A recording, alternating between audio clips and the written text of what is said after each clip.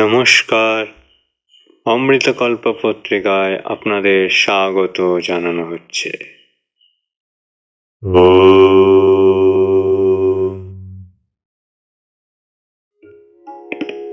রামকৃষ্ণ মঠের আদিকথা পর্বে আজকের আলোচ্য বিষয় মঠবাসীগণের তপস্যা। এই তপস্যা নীলাম্বর বাবুর বাগান বাড়িতে যখন মঠ এসে গেছে সেইখানকার পরিস্থিতি। রামকৃষ্ণ মঠ সন্ন্যাসীদের মঠ। মঠ মাত্রই তপস্যা ভূমি। কাশীপুরের মঠ, বরাহনগরের মঠ, আলমবাজারের মঠ, আর এখন নীলাম্বর মুখার্জির বাগান বাড়ির মঠ। প্রত্যেক ক্ষেত্রেই মঠের জীবনধারা তপস্যার দ্বারা পরিশ্রুত ও পরিপুষ্ট। স্বামী বিবেকানন্দ বলেছেন, তপস্যা একটি মানসিক যন্ত্র বিশেষ, যার দ্বারা সবকিছু করা যায়। পাতঞ্জল যোগসূত্রের সাধনপাদে প্রথম সূত্রে ব্যাসভাষ্য থেকে এখানে বলছেন, না তপস্বীন যোগ সিদ্ধতি। তপস্যা ছাড়া যোগ সিদ্ধি সম্ভব নয়। তপস্যার বিকল্প নেই। অর্থাৎ সকল শাস্ত্রেই তপস্যার মাহাত্ম্য বর্ণিত হয়েছে। শাস্ত্রকার বলছেন যে ত্রিভুবনে এমন কিছু নেই যা তপস্যার দ্বারা লভ্য নয়।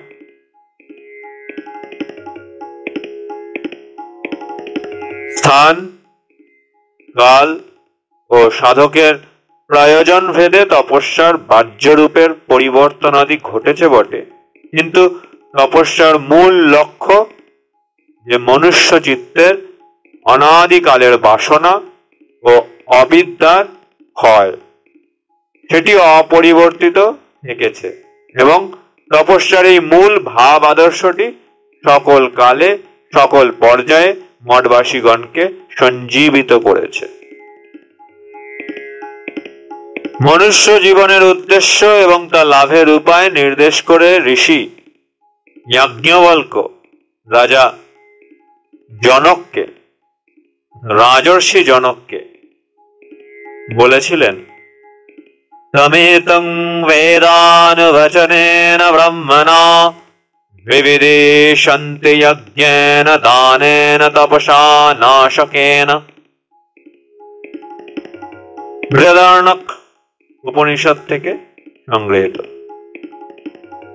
মনুষ্য জীবনের উদ্দেশ্য আত্মজ্ঞান লাভ, যা আমরা শ্রী শ্রী রামকৃষ্ণ কথামৃতের পাতায় পাতায় পেয়ে থাকি।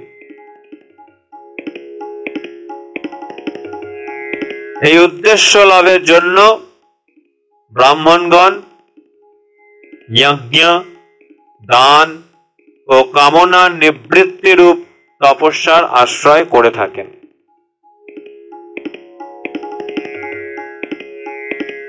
শিবাবতার আচার্য শঙ্করের মতে অনাসক শব্দটার অর্থ কামনা সমূহের নিবৃত্তি এবং অনাসকেন শব্দটি নিঃসন্দেহে তপস্যা পদের বিশেষণ। অবশ্য আচার্য শঙ্করের মতে তপস্যা সন্ন্যাস আশ্রমের প্রস্তুতি স্বরূপ। সন্ন্যাসীর ধর্ম তপঃ শব্দ বাচ্য নয়। তপস্বী বলতে বানপ্রস্থিকে বোঝায়।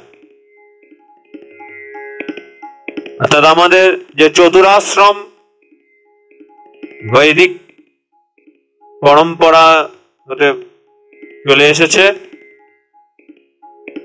চতুরাশ্রমের ব্রহ্মচর্যাশ্রম, গার্হস্থ্য আশ্রম, বানপ্রস্থাশ্রম এবং সন্ন্যাস। আচার্য লিখেছেন, ভিক্ষত ধর্ম ইন্দ্রিয় সংযমাদি লক্ষণ নৈব তপ শব্দেন অবিলপ্যতে।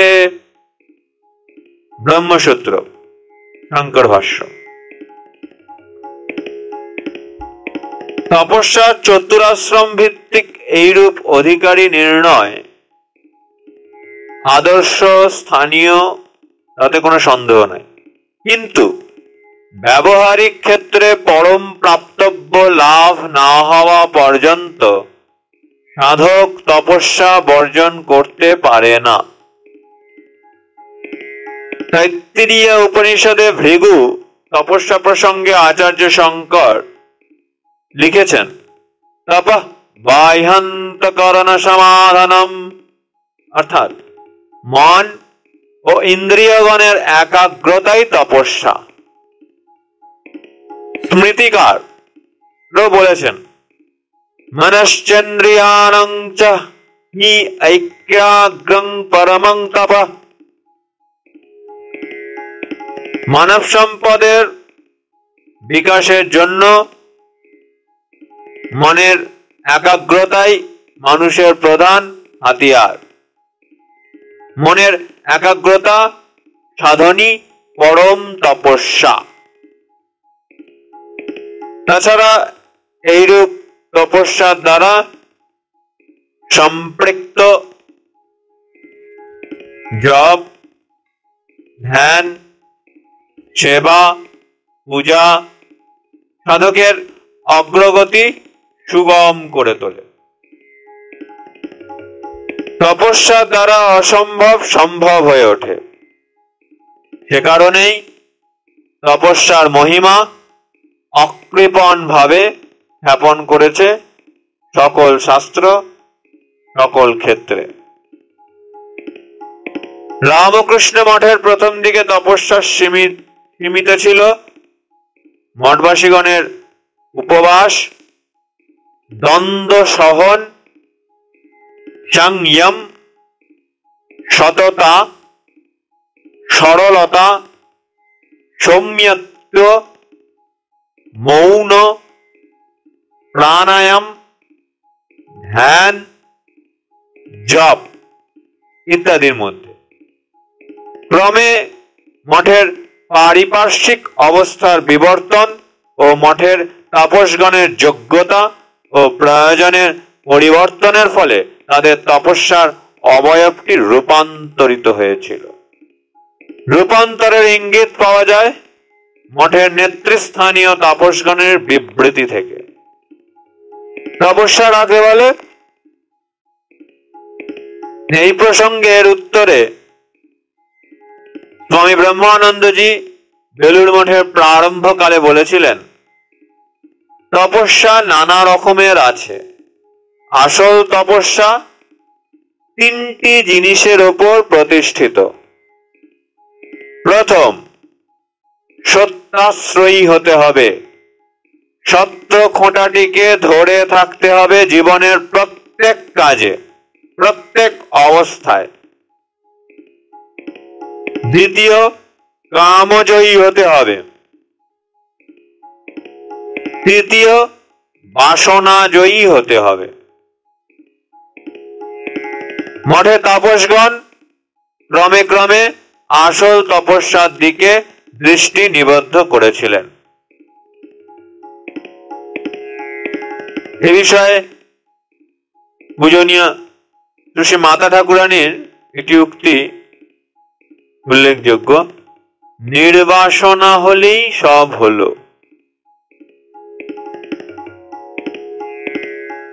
আবার দেখি নীলাম্বর মুখার্জির বাগান বাড়িতে 10ই মার্চ 1898 তারিখের প্রশ্নোত্তরের পর্বে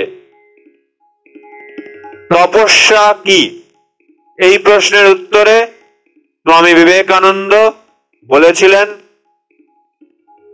কায়িক, বাচিক ও মানসিক তপস্যার কথা। তপস্যা তিন প্রকারের: কায়িক শরীরের তপস্যা, বাচিক অর্থাৎ বাক্যের তপস্যা, মানসিক অর্থাৎ মনের তপস্যা। শরীরের তপস্যা করতে হয় অপর মানুষের সেবার দ্বারা। বাক্যের তপস্যা হচ্ছে সত্য ভাষণ, আর মনের তপস্যা হচ্ছে মনের একাগ্রতার সাহায্যে মনের ওপর আধিপত্য স্থাপন। এইরূপ কায়িক, বাচিক ও মানসিক তপস্যার দ্বারা আধ্যাত্মিক উন্নতির সিঁড়ি বেয়ে ওপরে উঠতে হবে। এ ধরনের তপস্যা অবলম্বন করে নিজের মুক্তি সাধন করা ও জগতের সর্বপ্রকার কল্যাণ সাধনে শিক্ষিত হওয়ার জন্যই রামকৃষ্ণ মঠের প্রতিষ্ঠা, একথা স্বামী বিবেকানন্দ স্পষ্ট ঘোষণা করলেন। আপাত বিরোধী আত্মমুক্তি ও জগতের হিত, এই দুটি ভাবের সমন্বয় করে রামকৃষ্ণ ভাব অনুরাগীদের চলার পথ গড়ে তুলতে হবে। নেতা বিবেকানন্দ শুধুমাত্র আদর্শের তাত্ত্বিক ব্যাখ্যা দিয়েই ক্ষান্ত হননি, তিনি ভাব আদর্শকে বাস্তবে রূপদানের জন্য বিবিধ ব্যবস্থা গ্রহণ করেছিলেন, এবং তা করেছিলেন এই চতুর্থ পর্যায়ে, অর্থাৎ আমাদের আলোচনার এই নীলাম্বর মুখার্জির বাগানবাড়ি মধ্যে এই পর্যায়ে যুগ প্রয়োজনে এবং সমকালীন বিবিধ সামাজিক শক্তির ঘাত প্রতিঘাতে তপস্যার ভাবনা যে নতুন রূপ পরিগ্রহ করেছিল, তার প্রথম সার্থক প্রয়োগের প্রয়াস ঘটেছিল এই কালে। বলা যেতে পারে নীলাম্বর মুখার্জির বাগানে মঠের পর্বটি আত্মান মোক্ষার্থং জগৎ হিতায় চ, এই আদর্শ রূপায়ণের পরীক্ষা নিরীক্ষার কাল। মনে রাখার বিষয় এই যে চ, এখানে সমুচ্চয় অর্থ, শুধুমাত্র আত্মমুক্তি বা শুধুমাত্র জগতের হিত সাধন নয়, উভয়ের সার্থক সমুচ্চয় হবে তাপসগণের সাধন। স্বামী বিবেকানন্দের নির্দেশ, অবতার বরিষ্ঠ শ্রীরামকৃষ্ণের জীবন ও বাণীর আলোকে নিরূপিত হবে এই সাধনার ধারা। এ প্রসঙ্গে খুবই উল্লেখযোগ্য যে মাতা ঠাকুরানীর সমগ্র জীবনকাল, তার কার্যকাল এই আত্মান মোক্ষার্থং জগৎ হিতায় চ ব্যবহারিক পরিণাম।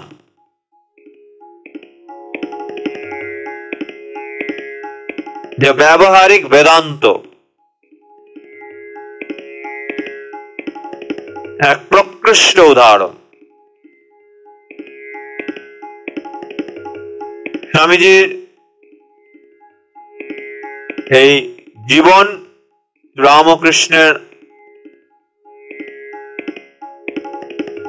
অগ্নিময় বাণীর সান্নিধ্যে যতটাই প্রশস্ত ততটাই গভীর।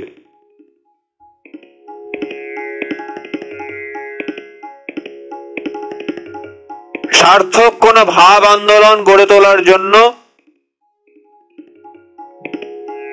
যেমন প্রয়োজন বলিষ্ঠ, গম্ভীর, তেজ সম্পন্ন কল্যাণপ্রসূ ভাবনা, বোধ করি তেমনি একান্ত প্রয়োজন সেই ভাবনাকে বাস্তবায়িত করবার জন্য নিবেদিত প্রাণ ওই ভাবাদর্শের ধারক ও বাহক।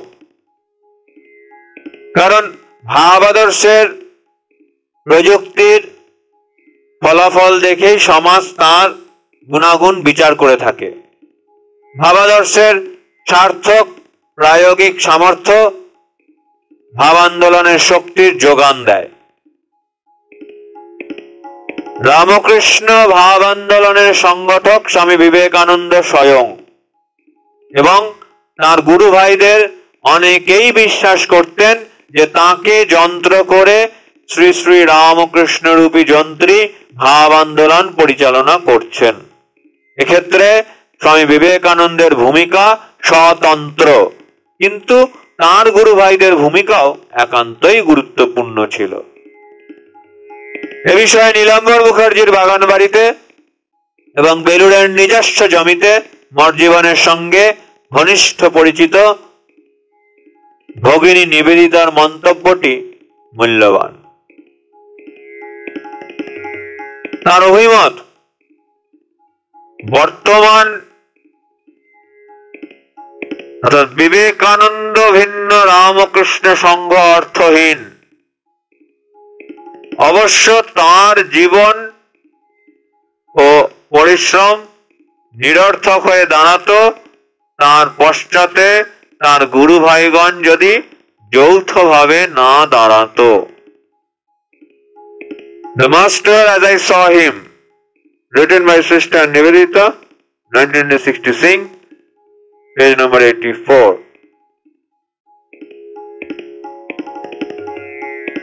এ বিষয়ে সাক্ষ্য দেয়।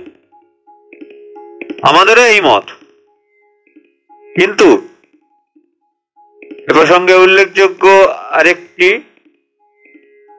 স্বামী নির্মলানন্দ, স্বামী নিত্যানন্দ, স্বামী শুদ্ধানন্দ, স্বামী প্রকাশানন্দ, স্বামী স্বরূপানন্দ, স্বামী সচ্চিদানন্দ, স্বামী বিরজানন্দ প্রমুখ শ্রীরামকৃষ্ণ শিষ্য অতিরিক্ত নবাগত সন্ন্যাসী ও ব্রহ্মচারীর গণের ভূমিকাও যথেষ্টই উল্লেখযোগ্য।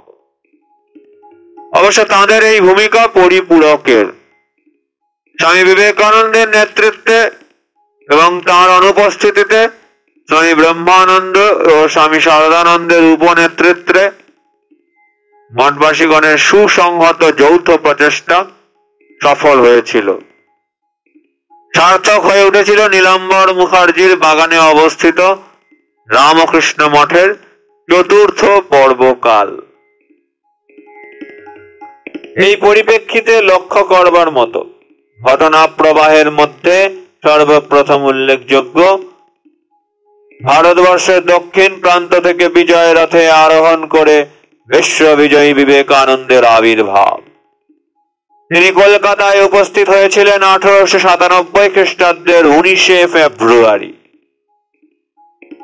নিজ অভিজ্ঞতার কথা উল্লেখ করে স্বামীজি 5 মে 1897 তারিখে অলিবুলকে লিখেছিলেন, সমস্ত জাতটা আমাকে একযোগে সম্মান করেছে এবং আমাকে নিয়ে প্রায় পাগল হয়ে যাবার মতো হয়েছিল। ভারতবর্ষ ইতোমধ্যেই শ্রীরামকৃষ্ণের হয়ে গিয়েছে।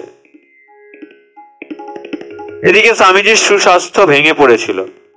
স্বাস্থ্য সমস্যা যথাসম্ভব অগ্রাহ্য করে তিনি মঠকে দৃঢ় ভিত্তিতে সুপ্রতিষ্ঠিত করবার জন্য দেশীয় নবাগত যুবক এবং বিদেশি শিষ্যগণকে শিক্ষাদানের জন্য নিজেকে নিয়োজিত করলেন। ত্যাগী ও গৃহী রামকৃষ্ণ ভক্তদের নিয়ে গড়ে তুললেন রামকৃষ্ণ মিশন অ্যাসোসিয়েশন বা রামকৃষ্ণ প্রচার সমিতি। স্বামী অখণ্ডানন্দ, স্বামী ত্রিগুণাতীতানন্দ, স্বামী নিত্যানন্দ, স্বামী সুরেশ্বরানন্দ প্রমুখ ত্যাগী সন্ন্যাসীদের অক্লান্ত পরিশ্রমে তৎকালীন মুর্শিদাবাদের মহুলা, দেওঘর, দিনাজপুর, দক্ষিণেশ্বরের আর্ত ত্রাণের কাজ সংগঠিত হল। স্বামী অখণ্ডানন্দ ক্রমে মহুলাতে অনাথ আশ্রম গড়ে তোলেন। মাদ্রাজে স্বামী রামকৃষ্ণানন্দজি স্থাপন করেন রামকৃষ্ণ হোম। স্বামীজি নিজে উত্তর ভারতে প্রচার কার্যে নিরত হন। স্বামী শিবানন্দকে বেদান্ত প্রচারের জন্য পাঠান কলম্বোয়। এদিকে আমেরিকাতে বেদান্ত প্রচার করতে থাকেন স্বামী অভেদানন্দ এবং স্বামী শারদানন্দ। আলমোড়া রামকৃষ্ণ মঠ থেকে 1898 খ্রিস্টাব্দের আগস্ট মাসে ইংরেজি মাসিক পত্র প্রবুদ্ধ ভারত প্রকাশিত হতে থাকে। ইতিমধ্যেই মাদ্রাজ থেকে ইংরেজি ভাষায় প্রকাশিত হচ্ছিল ব্রহ্মবাদী। মূল কেন্দ্র আলমবাজার মঠ। ব্যাপৃত হয়েছিল যাবতীয় কর্মসূচি ও কর্মীদের মধ্যে সংযোগ রক্ষা ও সাধারণভাবে পরিচালনায়। সংক্ষেপে বলতে হয় যে নীলাম্বর মুখার্জির বাগানবাড়িতে মঠ স্থানান্তরিত হওয়ার পূর্বেই রামকৃষ্ণ ভাব আন্দোলন বেশ দানা বেঁধে উঠেছিল।